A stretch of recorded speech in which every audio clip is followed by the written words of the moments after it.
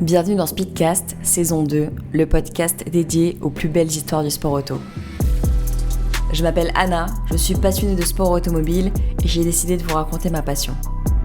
Toutes les semaines, nous retracerons ensemble la carrière d'un pilote de légende ou le déroulé d'un événement marquant de l'histoire du sport auto.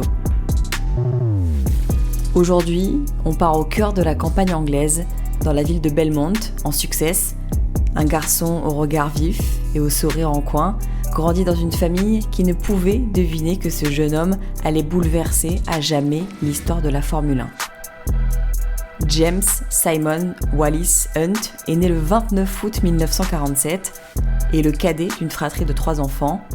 Son père, Walter Hunt, était un homme d'affaires pragmatique et distant.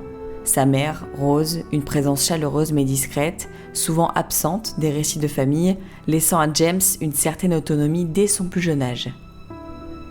Dès l'enfance, James manifeste ce que l'on pourrait appeler un feu intérieur. Un désir irrépressible d'aventure et d'excitation, tandis que ses camarades rêvent de football ou de métiers plus sages, lui est attiré par le rugissement des moteurs, la vitesse et le frisson de l'inconnu. On raconte qu'adolescent, il passe des heures à écouter la radio, à suivre les courses automobiles, les récits des héros d'alors et à imaginer sa propre destinée derrière un volant.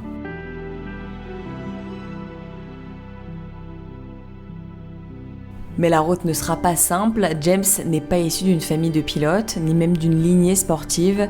Son père, sceptique, voyait en ses rêves une fantaisie juvénile, une distraction sans avenir. Pourtant, Hunt ne renoncera jamais. Il assiste à sa première course automobile le jour de ses 18 ans, à Silverstone, et c'est ce jour-là que la magie va opérer instantanément. Il décide que ce sera ça, sa vie. Il abandonne la faculté de médecine dans laquelle il vient de s'inscrire, enchaîne les petits boulots pour pouvoir se payer sa première voiture de course et participer à ses premières compétitions automobiles dès 1967. Il y révélera aussitôt un talent brut, mêlé à une confiance en soi presque arrogante. Son style de pilotage est à son image, sauvage, imprévisible mais terriblement efficace. Il n'avait pas la technique de certains de ses contemporains, mais une capacité innée à sentir la voiture, à se battre avec elle, à dompter le danger avec un sourire provocateur. Dans les paddocks, son nom commence à circuler, non seulement pour ses exploits sur la piste, mais aussi pour son tempérament flamboyant, son charisme naturel et son goût prononcé pour les excès. Et c'est justement ce cocktail d'audace, de talent et d'imprudence qui allait faire de James Hunt une légende vivante, mais aussi un homme déchiré entre la lumière des projecteurs et ses propres démons. La route vers la F1 est pavée d'obstacles, de sacrifices, mais aussi de moments de pure exaltation.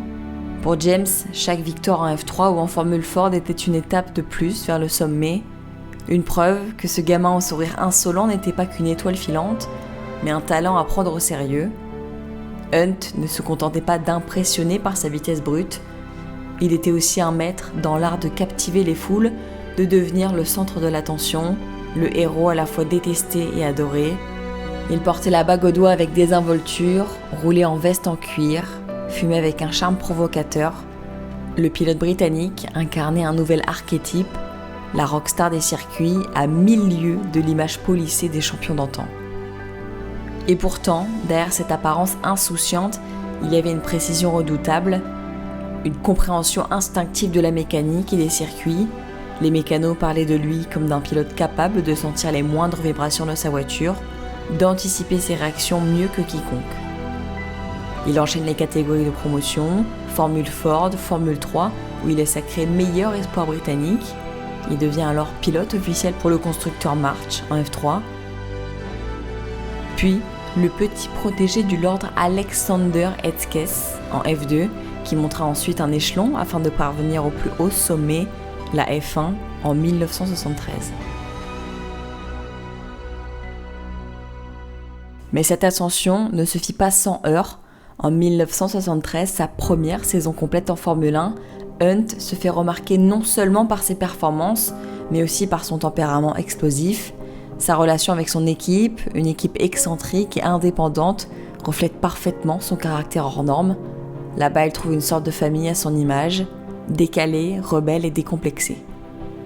Les anecdotes abondent sur cette période, des soirées débridées, des paris audacieux, des clashs avec des figures rigides du paddock, mais Hunt savait aussi se concentrer quand il le fallait, enchaîner les bons résultats et surtout ne jamais renoncer. Puis vient la saison 1975, un tournant décisif. Hunt signe chez McLaren, une équipe en quête de renouveau, prête à investir sur ce pilote au charisme magnétique.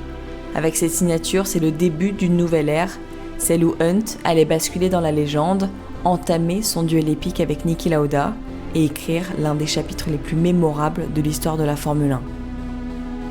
Sur la piste, il est un maître du duel, un pilote capable de prouesses techniques et d'audace folle, mais dès que les moteurs se taisent, c'est un autre monde qui s'ouvre, celui des fêtes interminables, des bouteilles de whisky, des cigarettes fumées avec élégance et des amitiés parfois toxiques. Ce mélange de lumière et d'ombre fascine autant qu'il inquiète. Les journalistes, avides de sensations, se passionnent pour ce pilote au charisme rock'n'roll, capable de décrocher un sourire charmeur après un crash spectaculaire ou de provoquer ses adversaires par des punchlines assassines. Pourtant, derrière cette façade flamboyante, Hunt lutte souvent contre ses propres démons. Sa vie privée est une montagne russe, marquée par des amours passionnés, des disputes violentes et une quête permanente de liberté et d'identité. Ses relations avec les médias oscillent entre admiration et défi. Hunt sait manier les projecteurs aussi bien que son volant, se joue des conventions pour rester lui-même, sans compromis. Cette dualité devient sa signature, celle d'un champion aussi humain que légendaire, une figure qui incarne à la fois la gloire et la fragilité du sport automobile.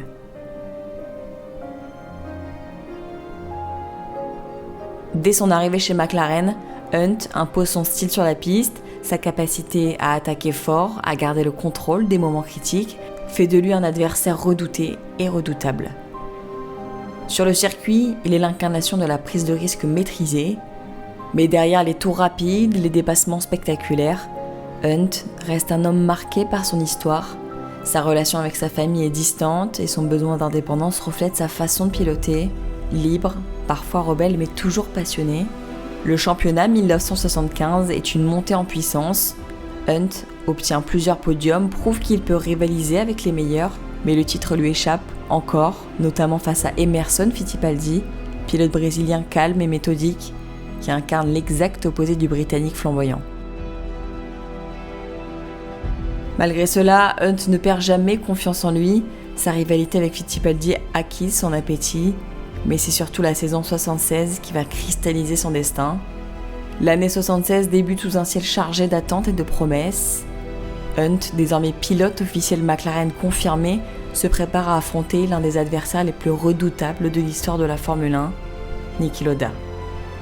Lauda, l'Autrichien, au tempérament froid et méthodique, est l'antithèse parfaite de Hunt. Là où James incarne la flamboyance, le feu et l'imprévu, Niki représente la précision, la discipline et l'efficacité froide. Deux styles, deux philosophies, deux hommes que tout oppose, mais dont la passion du sport automobile les rapproche irrémédiablement.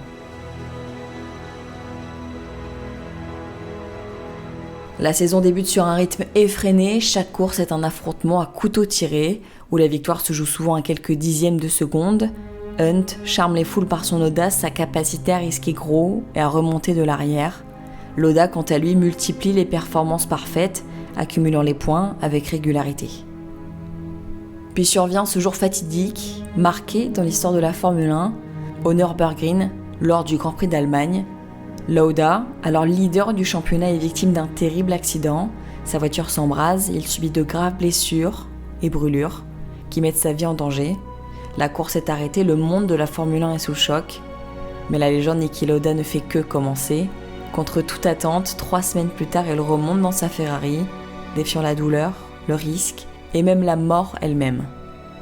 Une histoire que je vous ai racontée dans la saison 1 de Speedcast dans un épisode consacré à Niki Lauda. Cette renaissance galvanise le championnat, le transformant en une épopée unique.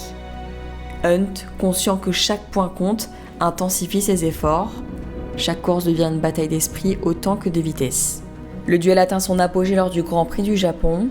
Sous une pluie battante, Lauda, craignant pour sa sécurité sur une piste glissante, abandonne prématurément. Hunt, malgré les conditions extrêmes, remonte et termine à une place qui lui assure le titre mondial. Le pilote britannique entre dans l'histoire, mais c'est un triomphe teinté d'émotions complexes. La joie de la victoire mêlée à l'inquiétude pour son rival et à la conscience d'avoir vécu une saison hors norme où chaque tour est compté. Après l'apogée 1976, la vie de James Hunt ne suit pas une trajectoire linéaire de gloire et de triomphe. Le titre mondial atteint, il entre dans une phase complexe, marquée par des hauts et des bas, sur la piste comme en dehors. Sportivement, Hunt reste un pilote rapide, capable de performances remarquables, mais la pression, les blessures, l'évolution du sport lui posent de nouveaux défis.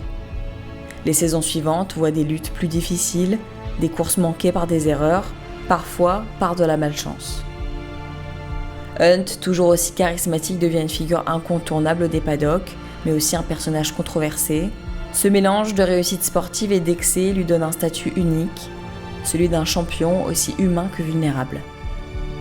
Il quitte la F1 en 1979, non sans laisser derrière lui un souvenir impérissable. Son départ lui ouvre la voie d'une seconde carrière dans les médias, où son franc-parler et son humour font mouche. James Hunt devient une voix respectée, une analyse appréciée, capable d'apporter un regard à la fois technique et passionné sur un sport qu'il a tant aimé. Mais la vie parfois réserve des surprises tragiques.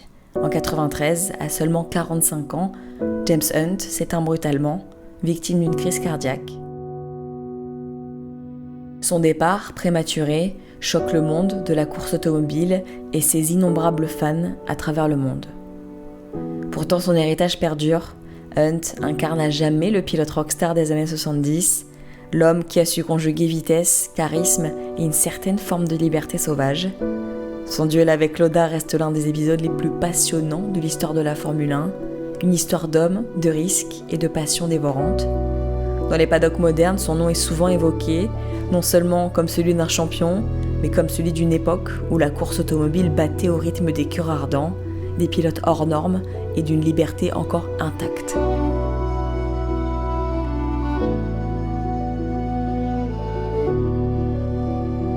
James Hunt n'était pas qu'un pilote de course, il est le reflet de son époque, d'un homme qui a incarné la passion, mais la rébellion et l'intensité du sport automobile.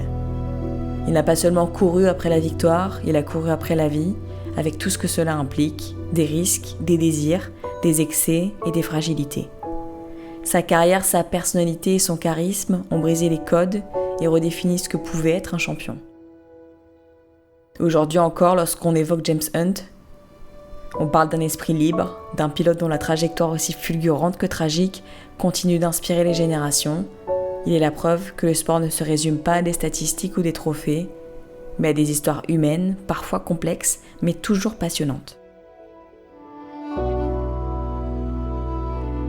James Hunt restera à jamais cette étoile flamboyante qui a éclairé la Formule 1 d'une lumière singulière. Celle de la passion brute, de l'audace et d'un charme indélébile. Et si vous voulez en savoir plus sur la vie de James Hunt ou sa rivalité avec Niki Lauda, je vous conseille le film Rush, un des meilleurs films sur le sport automobile. Merci à tous d'avoir écouté ce voyage à travers la vie de James Hunt. Si cet épisode vous a plu, n'hésitez pas à vous abonner, à le partager, à le noter sur vos plateformes de podcast préférées. Et on se retrouve dès la semaine prochaine pour un nouvel épisode de Speedcast, saison 2.